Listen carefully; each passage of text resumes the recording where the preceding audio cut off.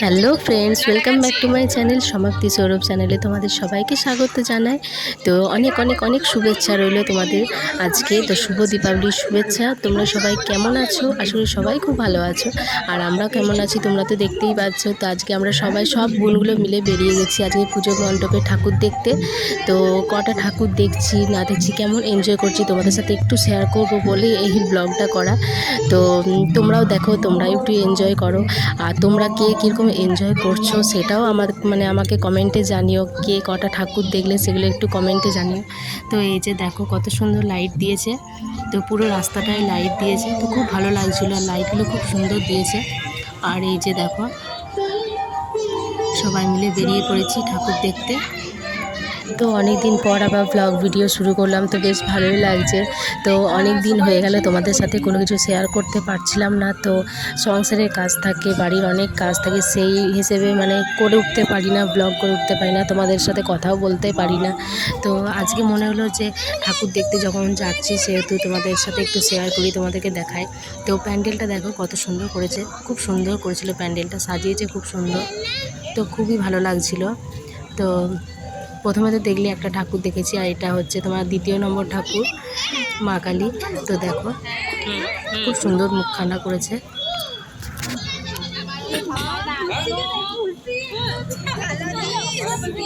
আর এইদিকে দেখো কত সুন্দর করেছে। আর এই ফেনাগুলো যে সাওয়ারের মতো করেছে, তো ফেনা এটা হচ্ছে আমার দিদি।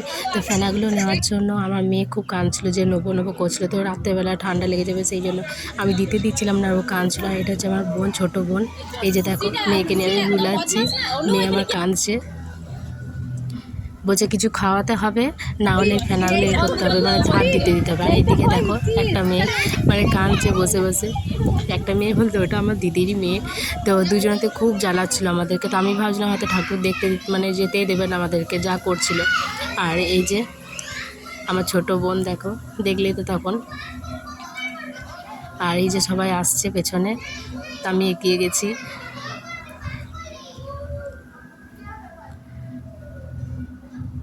তো আমি ওদেরকে ডাকছি যে একটা হাই করে দাও। এগুলো হচ্ছে আমার সব বোন। আর এই যে একটা ঠাকুর, কটা হলো তোমরা কিন্তু গুনবে কটা ঠাকুর দেখলাম। আর এটা হচ্ছে বড় মা, এটা খুব জাগ্রত ঠাকুর আমাদের, খুব সুন্দর ঠাকুরটা। তো মাকে প্রণাম করে আবার বেরিয়ে পড়লাম ঠাকুর দেখতে। তো এই যে আর একটা ঠাকুর।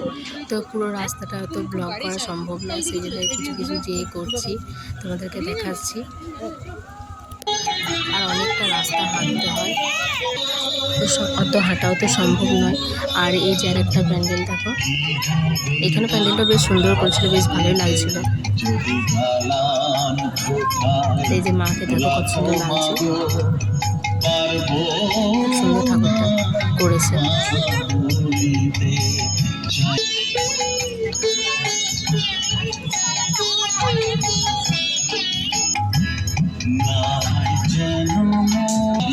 তো এখান থেকে আমরা ঠাকুর মাকে প্রণাম করে বেরিয়ে পড়েছি, আবার একটা ঠাকুর দেখতে যাচ্ছি। তো অনেক রাস্তা, সে না আরও অনেক ঠাকুর ছিল, তো সেগুলো যেতে পারিনি, প্রচণ্ড পায়ে ব্যথা করছিল। তো এই যে আর একটা মা। আমাদের এখানে অনেক কালী ঠাকুর হয়, তো সেইভাবে যে কী বলবো, একা থাকলে যাওয়া যায়, কিন্তু মেয়েগুলোকে নিয়ে যাওয়া সম্ভব না, ওরা তো বেশি হাঁটতে পারবে না। তো এই যে আর একটা কালী, এই যে আর একটা মা কালীর মন্দির।